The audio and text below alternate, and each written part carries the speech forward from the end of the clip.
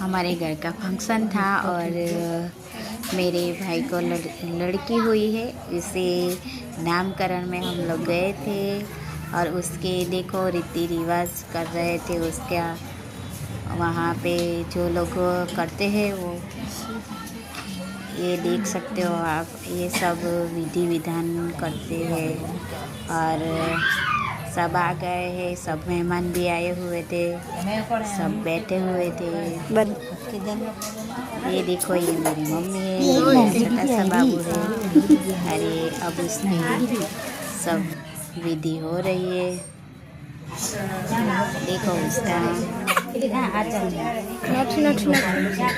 होने जा रहा है और इसको नए नए कपड़े पहना रहे हैं। वो रो रही थी बाहर, हम तीनों बुआ मिलके उसे रेडी कर रहे हैं क्योंकि नाम हुआ।